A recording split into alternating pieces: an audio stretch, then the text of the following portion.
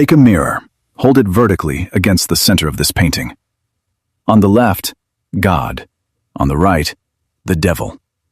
Same face, same eyes, same old man who has been sitting in a boat for over 100 years while nobody noticed what he was carrying inside him. Csontváry never explained it, never confirmed it, painted it, put down his brush, and took the secret with him. We're going to find it together, right now. This painting has a secret that was hidden for decades. Not a hidden symbol, not a buried reference. A complete second painting, invisible until someone picks up a mirror, holds it vertically against the center of the canvas, and sees something that makes them put the mirror down and stare. On the left side of this old man's face, God. On the right side, the devil. Both are hidden inside the same painting. Both were put there deliberately. And the artist, a Hungarian pharmacist who became a painter at 37 after hearing a voice from God, never told anyone. This is The Old Fisherman, 1902. And once you see what's inside it, you cannot unsee it. New here. Subscribe. This is what we do. Let's go. Now imagine placing a mirror vertically along the center of the painting, reflecting only the left half. The left side of the fisherman's face, when doubled, becomes something else entirely.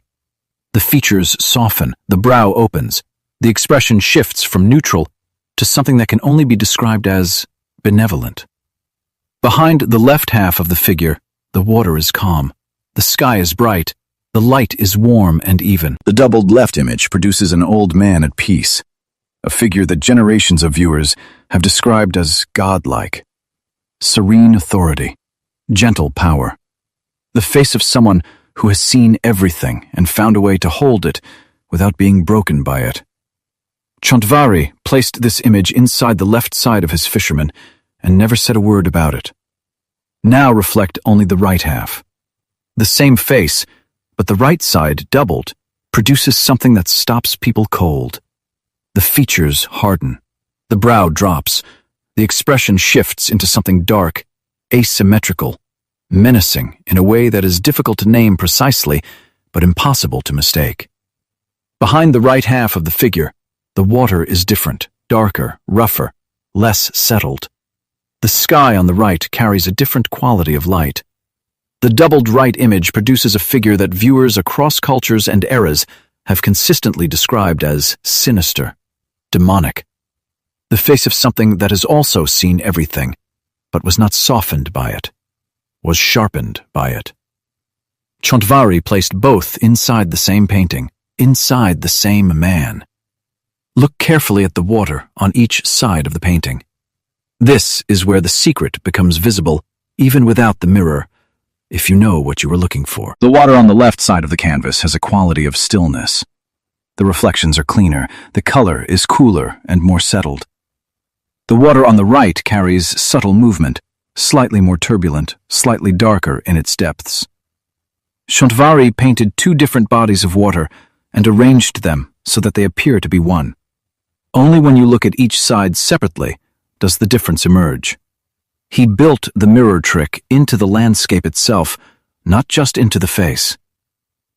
The world of God and the world of the devil are separated by the exact center of the canvas. Look at his hands, resting, still, folded in a way that suggests neither labor nor prayer, something between both. These are hands that have worked.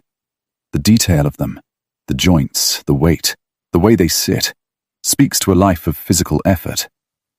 But they are at rest now, not gripping oars, not casting nets, not fighting the water. They are simply present, the way old hands are present at the end of a long day, carrying everything they have done without announcing it. Csontváry places the hands at the center of the painting's lower half, the anchor of the composition. Whatever is happening above, in the face, in the sky, in the water, the hands are still. The hands suggest that the fisherman himself is unaware of what he contains, that he carries God and the devil inside him without knowing it. Step back and look at the colors Csontváry chose. They are not the dramatic colors of a painter announcing significance. They are muted, considered, The palette of a man who has thought very carefully about what each tone will do. The greens and blues of the water, the grey-white of the sky, the warm browns and ochres of the fisherman's skin and clothing. Nothing shouts. Everything is calibrated. Csontváry was not a formally trained painter. He taught himself, studied briefly in Paris and Rome, developed his own theory of colour he called plein-air sunshine. He believed that light carried moral weight, that the right colours in the right relationship could convey truths that language could not. This painting is the quietest possible argument for that belief.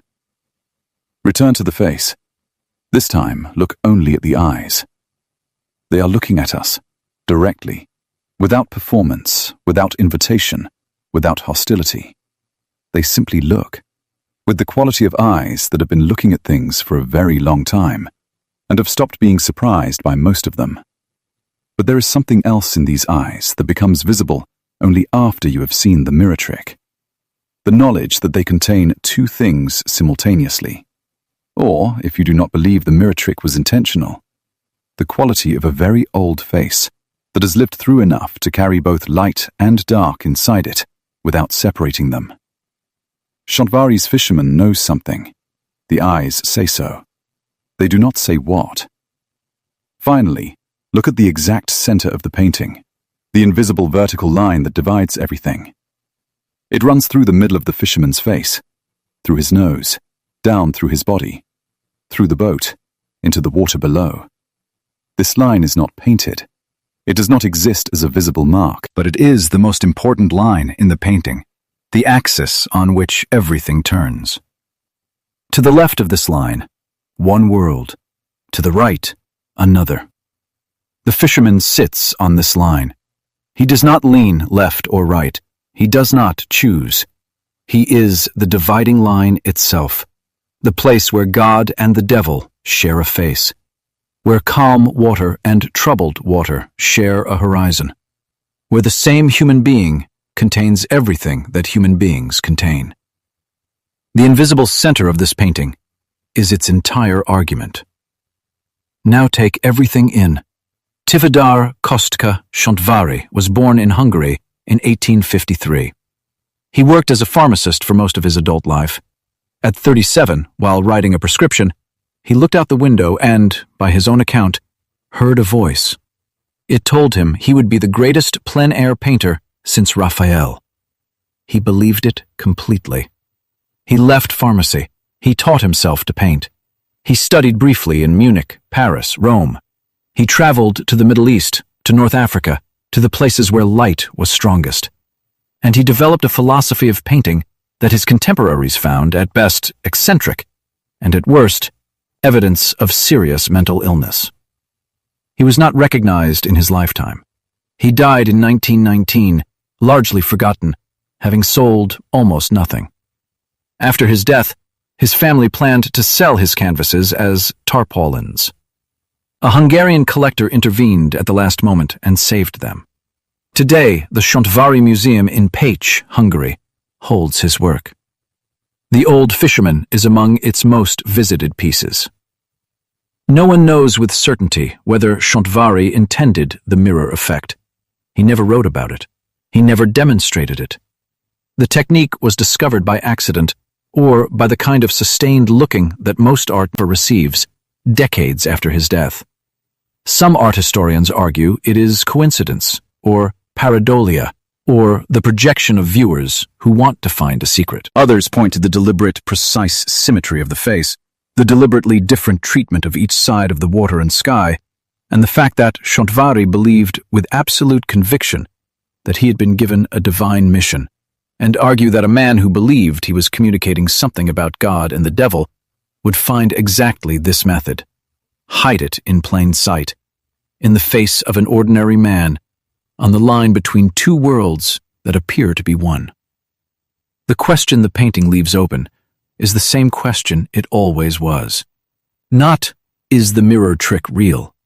But, what does it mean that an ordinary human face, any ordinary human face, can be divided this way?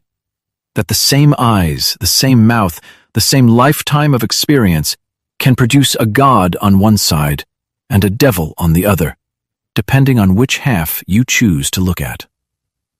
Csontváry painted an old fisherman. He sat him on the water between two worlds. He gave him a face that contains both of the things human beings have always feared and always sought. And then he put down his brush and said nothing. The mirror was always there. You just had to pick it up.